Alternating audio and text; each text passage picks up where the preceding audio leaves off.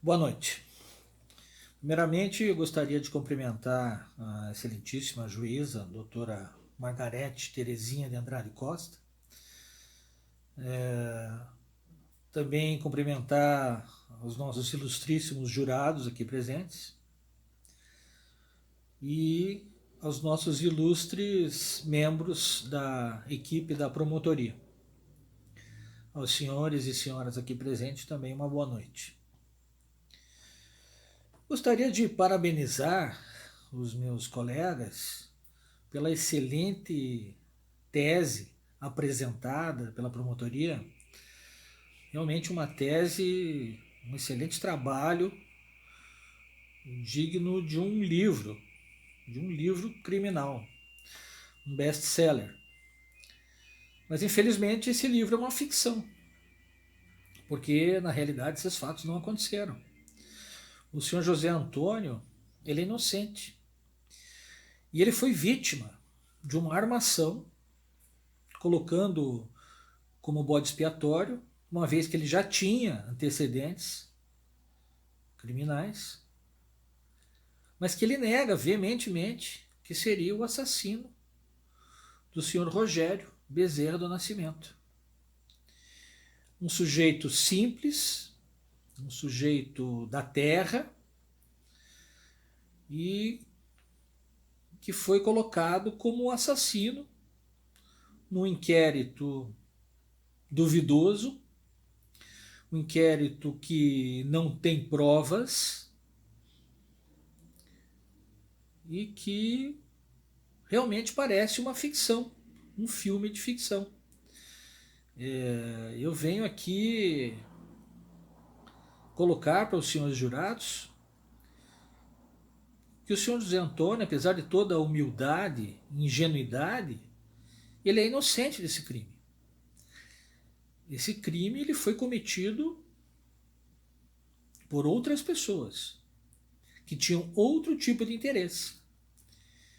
Ele não teria interesse em matar o senhor Rogério, ainda mais da forma com que ele foi assassinado. Então eu gostaria de fazer essa primeira apresentação para que os senhores jurados já vão tomando consciência de que a tese da promotoria é uma tese fictícia. Não existem provas factuais, existe uma série de erros nesse inquérito, uma série de falhas nesse inquérito que os senhores vão constatar com os meus colegas ao longo da apresentação da defesa. Os senhores vão constatar que realmente não existe uma base legal para que o senhor José Antônio Bacalhau seja acusado desse crime. E eu gostaria de dar continuidade a essa explanação, passando agora a palavra ao meu ilustríssimo colega. Boa noite. Boa noite a todos. O Sr. José Antônio, conhecido como Bacalhau, é uma figura folclórica na cidade de Tuparecetã. Um homem de 28 anos, corpo de um trabalhador rural, pele bronzeada, as mãos calejadas, afinal, em seu sítio onde trabalhava, era uma terra muito difícil de se trabalhar. Bacalhau, frequentador de bares, casas de meretrícios, mas também de igrejas. Bacalhau era uma pessoa muito religiosa. Desde pequeno ele acompanhava sua mãe pelo menos 3 dias na semana, percorria 6 quilômetros até a igreja de São José, onde ocorria a missa. Por desencadeio de seu passado, Bacalhau acreditava cegamente na doutrina católica, onde a alma após a morte passa por um juízo final e é destinada ou ao céu, ou ao purgatório, ou ao inferno. Logo depois vocês vão entender o porquê eu disse isso. Bacalhau, apesar de seus 2 crimes assumidos, é uma pessoa muito amigável, sociável e respeitador de todas as formas de autoridade. Passo minha palavra ao meu colega Luiz. Dando continuidade à fala da minha colega doutora Emanuela Silveira, pode-se ver que da forma que ele cometeu o primeiro assassinato, de uma forma bruta, no caso facadas, embora para o mesmo parecia normal, como se fosse para acabar com a tal teimosia, pois, como o réu disse no interrogatório, que ele e seu amigo Ataíde tinham ido queimar alguns entulhos para, de certa forma, diminuir o trabalho. pois queimando iria consumir todo o material no qual eles não precisassem ter mais trabalhos com o material. E seu amigo jogou um tubo de aerosol no fogo e o mesmo explodiu queimando uma parte do rosto do Sr. José Antônio. E ele achou injusto ficar com uma cicatriz na queimadura causada por Ataíde, que de certa forma não iria para o céu como não era mais perfeito, e achou que seu amigo também deveria ficar imperfeito, pois queria tirar uma parte da orelha do seu amigo. Porém, não deixando cortar sua orelha, logo após ser tirado um pedaço maior do que queria, Ataíde gritava e veio em cima do Sr. José, agredindo, e para se defender, José o agredia com uma faca de cortar fumo, faca pequena, porém, sem reação do que fazer, pois Ataíde vinha com muita raiva, e após as facadas, perdeu muito sangue e veio a falecer. Já no segundo caso, o assassinato, o Sr. José Antônio não sabia nem o nome da vítima. Como mesmo diz no interrogatório, relata que o homem tinha um sotaque com quem veio de longe. Era um miserável maltrapilho, com suas sandálias velhas que mal cabiam no pé. Chegou na porta do sítio do Sr. José, viu-o rachando lenha e perguntou se poderia lhe dar um pouco de comida. Todos sabem que o Sr. José Antônio é um cara simples, humilde, faz para comer. Não tem dinheiro de sobra.